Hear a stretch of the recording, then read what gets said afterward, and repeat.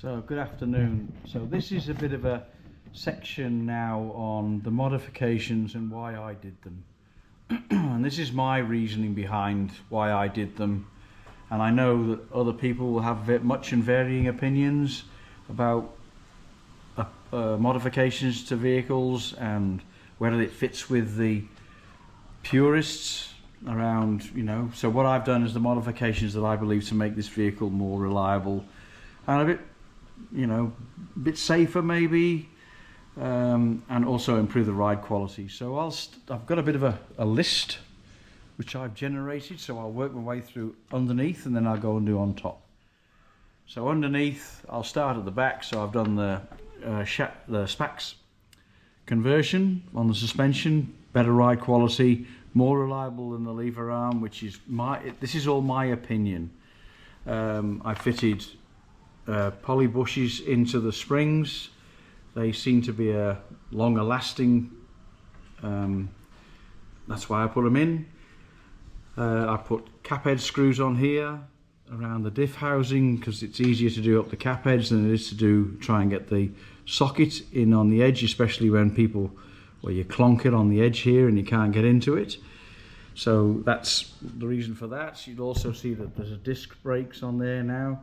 So I've put the Supercharger on, so I've got a little bit of extra power, and also the disc brakes are easier to adjust because they don't need adjusting and they tend to be more efficient. So that's why I put the discs on. The springs are pretty standard. The exhaust is a stainless steel exhaust with a bomb center section. So I put that on because you get less heat transfer between there and the underside of the bodywork. Maybe sounds better. That's the reasoning behind that. You'll also see the handbrake here, a setup which is attached to the disc brakes. So the handbrake is a lot better now, I've found. Self-adjusting, works a treat. Then we move on to the gearbox, which is an MX5 gearbox, 5-speed. I had a lot of trouble with the overdrive on my existing gearbox, so that's the reason why I've put the MX5 in. I've also got an electronic speedo in there now, and for those who are interested, I have found that the speedo setup as it came out of the box is within 1 or 2 Ks of what the real speed is as per a GPS recorder. There's an AFR gauge which comes as part of the Supercharger package to make sure that you get the mixture right. Nothing much changed in the front here apart from poly bushes all through the front suspension. So there's poly bushes in all the front wishbones, at the top and the bottom. So the pulley that came with the Supercharger because it's the Supercharger belt, and I think that's about all the modifications underneath. I put a heavier live cable from the battery which offers less resistance to the power, so you get better power transfer from the battery through to the front. I've got copper nickel brake lines which are longer lasting than the carbon steel ones that the standard is. I think that's about it for underneath. Oh, the fuel pump. So I fitted a fuel pump. So it's supposed to be or going to be more reliable than the existing one. I put a filter here because you need to filter the fuel going into the pump because of its design. I do found it has quite a loud clicking noise, so I put a rubber mount between the pump and the bodywork, and I've also put carpet over the inside and sound deadening over the inside of the boot to try and make it better. But it's still there, you can hear it. It's a good way to know that the pump's still working because you can hear it clicking, but it can be annoying at times. Braided brake lines, they came with the rear disc brake conversion kit. I don't think I've missed anything else out the back here. So yeah. Oh, the front has got the shocks on it. which I haven't done yet. Well, there you go. I have got a front shocks conversion kit. I thought I'd fitted it. Wow. Wow. Wow. There you go. So there's a job to be done. I've got to fit the SPAX conversion to the front. I honestly thought that I'd done it. I've done it on Millie, I know that. What I'll wait for is the front cross member, because this is a left-hand drive cross member. And because it's a left-hand drive cross member, you may notice that the brackets have been bent over slightly so that you can accommodate the right-hand drive rack in a left-hand drive cross member. So I'm waiting for the cross member to come, and I'll do the SPAX conversion when that arrives. No point doing it now and doing it twice. Maybe that was the reason I didn't do it, but yeah, I just noticed that. All right, so that's where I'm up to with this. So yeah, waiting for the front cross member to arrive. Whether you see that as a modification or not, it's a modification to put things right, because I'm sure you can see that the brackets have been bent over to accommodate that, to keep the steering column away from the bodywork. And as you can see, there's some rub marks on there, so that hasn't been entirely successful. But anyway, that's a job to be done. All right, so now I'll move up top. All right, so now we're up top. So the first thing that sticks out obviously is the supercharger. Why did I do that? It's not because I'm going to do track days or anything like that. It was just something different, right? And I had a Weber 45 DCOE sitting in the shed, which I was going to put on the other car, on Millie, but I decided against that. So I had that, and then I just went searching and I found VMAX cart, and it's a nice little supercharger. It's a bit different than the original, or what you can say is original, or what other people fit. So it's a little bit different. Alloy rocker cover, like pretty standard conversion, pretty standard change. Inside the heater box there's a upgraded heater coil. I only put the upgraded one in there because it was the cheapest way to go. The standard one was more expensive than the upgraded one. So I had to move the radiator forward because of the supercharger, so that's a modification. I had to make some brackets up to move the radiator forward. That included then some modifications to the top hose. I also put an expansion bottle on there because the original 1974 didn't have it. Obviously an electric fan. I've got stainless steel braided hoses. The rubber is a standard. I just put them on there because I thought they would be more reliable, and as it was, when I put the thermostat in, that proved the most unreliable part. So anyway, new one's on now, no thermostat. I also changed over the wiring loom from a 74 wiring loom to a 76 wiring loom, and the main reason for doing that was the dashboard. So on the 77 dashboard, on a 74 dashboard, the wiring all has to be hooked up to the back of the dash as you put it in, whereas if you put a 77 wiring loom in, then you just have to put a few like 3 plugs together, and then all the dash is wired up. And that's why I did that, so it made it more reliable. I had to play around with the gauges and the positions. I had to modify where the light switch was, because the light switch is here now, there, because I couldn't get a steering column switch cowling that would accommodate the 77 position switch. I also played around with the center console, so I was able to put my gauges in there. So I hole sawed the 2 outer ones bigger, so they didn't have to have the heater controls in because they're already in the dashboard.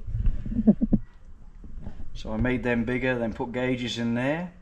Then I've got the panel above, the radio panel above, which is velcroed in at the moment, which I have another switch to put in, which is for adjusting the clock. I modified the gear stick with the MX5 conversion. That came and the gear stick looked a bit odd, so I cut 40mm off that and then rethreaded it and put that in there. The seats are pretty standard, nothing too dramatic there, just had them recovered. Center console itself, all pretty standard. So moving back into the engine bay, so I replaced the rubber hose on the oil sensor, the oil connection to the oil pressure gauge, and I've also gone for a 77 or a later pedal box, because that moved the servo from over here, which in this particular case, this 74 didn't have a servo. So I like the additional servo brakes because I've fitted the supercharger. So I put the 77 pedal box in, which then sort of came dangerously close to the gas struts, but it still does close without actually hitting it. Also the 77 wiring loom came into play a bit here, so it made things a little bit easier. I've got to put some relays in at some point. I haven't got there yet, but it made wiring up the horns easier. I've replaced both horns because they weren't working. I've put an oil catch can on here because the supercharger manifold setup doesn't allow for the oil breather to come back into it anywhere, because 90% of it is under pressure. So the servo connection is down here at the bottom, and the servo brakes make a big difference, and that's why I went that way. And because this was a left-hand to right-hand drive conversion over there, there was a four-way connection for the front brakes. So the master cylinder on the later model makes from wiring a tubing up much easier, makes the brakes tubing much easier, and to me neater. So that's why I did that. I fitted a ignition 1, 2, 3 distributor and got away with the points, or converting the distributor over to from a points to a contactless. I just went and put that in. It seems to be better and seems to work better with the supercharger. So I think that's about it. I don't know about you, but on occasion, right, you always have a car, right, that has certain faults, and this car leaks fluids, right, or has a fluid issues. So for some reason I didn't tighten the clutch bleed nipple up, and unbeknown to me, the clutch fluid has been leaking out of there. It was nipped, but it wasn't tight, so the clutch fluid was slowly seeping out, and it was running down this pipe here. I'm hoping you can see. It goes into the top of the gearbox because the slave cylinder is inside the gearbox in this setup. So it was dripping in there, and then it was dripping out of the bottom of the gearbox. And I thought it was a rear main seal. I'd maybe crimped it or something. But then this morning, actually, because this morning's the time that I found out that the clutch didn't work, and I checked the clutch master cylinder level because it was clear, right? So I just naturally assumed that it was full, when actually it was completely empty. So I tasted the ultimate taste test. So I tasted the liquid coming out of the bottom of the gearbox, just a dab on my tongue, right? And it tasted like brake fluid. So I knew that the brake fluid has been running down the black line here, back into the gearbox, coming out of the drain hole at the bottom of the gearbox. And that's how I found that. With a 77 wiring loom, also the 74 has a single speed fan. So the single speed switch is in the car. So I've just crimped over the second wire going to this 2-speed motor. So I think that just about covers all the modifications that I've done. I've fitted another fuel filter here, just being overly cautious, I suppose. But I think that's about it. That's the relay for the fan. So that's not... oil filter. So I fitted the oil filter. So I don't know whether you can see that down there where I've put my light, but there's an oil filter down there. So that's a conversion that you get from Moss or Rimmers, So you can put that on, and then that enables you to fill the oil filter prior to installing it, whereas the inverted oil filter, it stays empty until you start the engine, and it has that brief time where you're not lubricating the engine. It's just my own thing. I've seen a lot of videos on the pros and cons of having an inverted oil filter, so that's why I fitted that, and that's hopefully all leak free, not showing any signs of any leaks, but not using any oil. So I think that's the last conversion I did. Well, that's the last modification that I've done. So this is going to be one of my longest videos, and I thank you very much indeed for all the comments. Oh, extractors, fitted extractors, and I got them ceramic coated to try and minimize the amount of heat in the bay. So there's one coat of ceramics internally and 2 coats externally, so to try and reduce the heat. The old Supercharger still gets pretty warm, but I'm assuming, right, it would only get hotter if I didn't have the ceramic coatings on it.